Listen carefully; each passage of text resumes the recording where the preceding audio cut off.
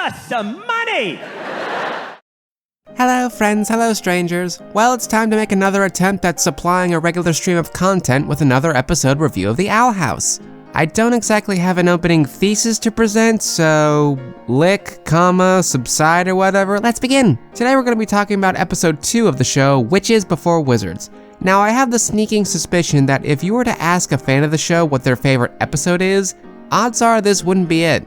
In fact, I can imagine most would try and argue that the show doesn't get really good until it gets heavy, or gay, or both. That's a bit of a shame because while I don't think Witches Before Wizards really is the best episode of the season, it is certainly undervalued. Sure, a pilot can get you hooked on a series, and the season finale can leave you satisfied, or frustrated, about all the time you've invested into it, but a second episode has a very important job as well. It's the immediate follow-up act. It's the episode that's intended to keep you invested in what's going on in the show.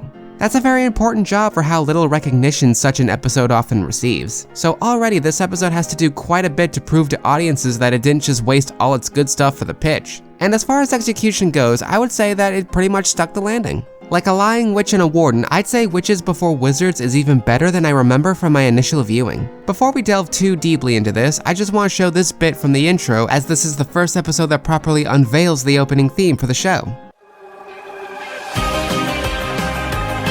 See, because there are channels on the site that thrive on clickbaity mystery mongering, everyone and their grandmother started theorizing that this bit is meant to symbolize that the whole thing is just a dream, and that the Boiling Isles aren't real, something coma theory, and framing it as some sort of shocking revelation that the show is preparing to rock our world with. I would just like to take this moment to say that such a thing, whether it's true or not, would be the single most boring and unsatisfying revelation ever. It was just a dream is not new. It's one of the most tired cliches in entertainment. Coma theories are not inspired. They're cynicism for the sake of cynicism. Picking apart every single frame of animation for the sake of some mystery or twist you can't be certain is actually part of the show, all because you really liked Gravity Falls and just want every show to be Gravity Falls, does little more than just give you clickbait. I want to say this now to establish that I'm not particularly a fan of the mystery mongering and the Owl House fandom, since most of the theorizing they do isn't very interesting or inspired. Except the Ida is Amity's real mom theory. I don't know, for some reason that one always caught my fancy. But I'm planning to come back to this later in the episode. So Luce is ready to start her apprenticeship with Ida on the Boiling Isles and waste no time hyping herself up for her self-insert Azura fanfic come to life. Sad thing is, even before she takes one step outside the Owl House, the emotional high of her latest adventure is starting to wane as she is reminded that the Boiling Isles are less a bog-standard D&D fantasy world and more like Soulsborne. You heard me. The Owl House is the Dark Souls of Disney animation. It is a little sad to see Luce's enthusiasm for her new situation drain away bit by bit, but considering that she made the choice to stay in the Boiling Isles as an impulsive last-ditch effort to escape her problems in the human world, it's hardly surprising. Yeah, that's kind of important to remember. Luce's decision to run away from summer camp was rooted in an impulsive rejection of reality and choosing to hide in her fantasy world. Alas, her attempts to escape are all for naught. Whether the world you are in has magic or not, reality always finds you. Side note, this episode has a prime example of the brisk narrative pace that I've mentioned in previous videos. See, while King and Luz are off selling potions for Ida, we get a small montage of our young heroine's struggle during the whole ordeal. Emphasis on small because the whole thing is just one setup scene, one cutaway gag where Luz almost gets eaten by a doorbell, and then it skips to her already in a slump over the Isles not living to her expectations. In truth, it feels wrong to even call it a montage. A montage would at least adhere to the comedy rule of threes. Normally, I do find this show's philosophy of not padding for time to be refreshing, but this is perhaps the one example I can name offhand where it's something of a flaw.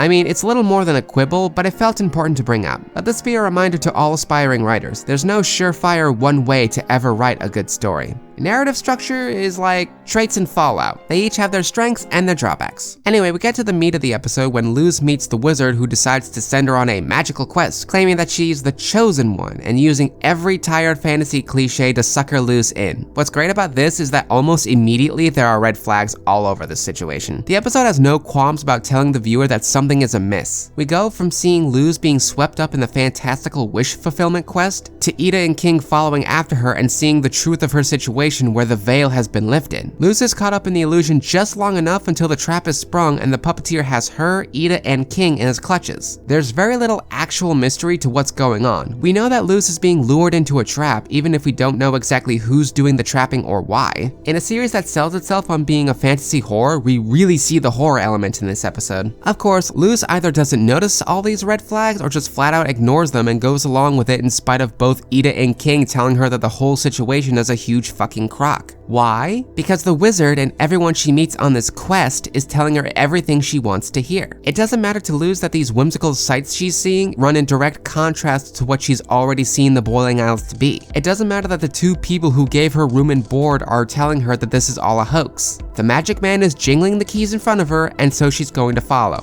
lured by some fucking magic anglerfish. This is where Luz's refusal to accept reality goes from disruptive and irresponsible to being flat out dangerous. The fact that she will readily trust a stranger enough to do whatever he asks her solely because he knew exactly what to say demonstrates how desperately she needed to learn some emotional maturity. It was extremely lucky of her that she ended up in the care of an actual respectable person like Ida rather than a complete predatory fuckhead like this guy. This is the kind of shit people do to prey on young people in the real world. This is the kind of shit that gets people trafficked. Susie, worse things could have happened to you than just losing $1,000, okay? You hang out with someone you don't even know. Say yes to whatever she asks you to do. She could have taken it a lot further than she did. Think about it! This was the first real lesson that Luz has to learn on the Boiling Isles, and most certainly one of the most important. But it wasn't the only lesson, because if it was, then this episode would have been an outright horror series and would have been better suited as a vignette for a Twilight Zone style anthology. But the episode doesn't end there. It in fact ends with Ida getting to the root of what made Luz so easy to prey on. She was strung along because she wanted so desperately to believe that she was special, that she was meant for something greater. Ida manages to nip that in the bud by telling Luz that the only one that gets to determine whether or not she's special is Luz herself. This is what ultimately sets this show apart from every edgelord, the real world is awful, coma theory bullshit hot take less critical minds want to envision the show to be. There is cynicism to be found in the Owl House, but it's never cynicism for cynicism's sake. Great, now cynicism sounds weird. Within the harsh reality of any situation is an opportunity to be proactive. Luz learns that no one on Earth or the Boiling Isles has the power to give her some grand purpose in life. So she's taught to say, screw it, I'll be my own chosen one. It's baby's first lesson in individualism. Besides, Luz is better off living in a world where destiny isn't a thing. If there's anything that can be learned from fantasy stories old and new, it's that the hands of fate are total fucking knobs. From our first breath to our last, every decision is made for us. Anyway, it's been a hot minute, let's gush about Ida some more. Right off the bat in this episode, Ida is already in rare form. She's in absolute morning mood while also being absolute goals. I wish I could begin my day by drinking blood. Also, is it just me, or is Ida hotter in her sleepwear than she is her usual clothes? It's probably helped by the fact that in a good chunk of the beginning, her eyes are slightly narrowed, almost like they're lidded, you know? I'm more turned on by women in pajamas than lingerie. I just want to know they feel comfortable. On that note, I'd just like to take a minute to appreciate Ida's overall design, which is something I've surprisingly neglected to do in my previous videos. Shocking, I know. Everything about her aesthetic, from being an older woman to having some angular features, very much screams Disney villain. And her beta design would honestly be right at home standing beside the like of Maleficent, Yzma, or Mother Gothel. And yet she's among the main cast as a deuteragonist. It's hardly the most subversive thing Disney has ever done in recent years, but I still think it's neat. Though to keep the rest of this video from just thirsting over every single frame of Ida, and believe me, I could, I'm just gonna get into what really makes Ida shine this episode, and really most episodes she's in. She strikes a balance between morally dubious, jaded mentor and absolute fucking sweetheart. See, Ida wastes no time putting Luz to work selling her potions all across town, but nonetheless takes a degree of responsibility for her apprentice's safety as she sends King to go with her, and then goes after Luz herself when she goes off to chase her escapist fantasy. It's still quite a ways before the Owl Lady develops those pesky old maternal attachments to Luz. Hell, she woke up not even remembering Luz's name. So that means every precaution taken and reaction had by Ida is less grounded in emotional attachment in this point and more just having a conscience. Because think about it, by the third act of the episode, episode, Ida realizes what's going on. This demon has lured Luz into a trap specifically to get Ida to go after her and fall into that same trap. If she were going purely by survival instincts alone, she would have just cut her losses and let the puppeteer have Luz. Remember, she wasn't under any real obligation to protect this kid.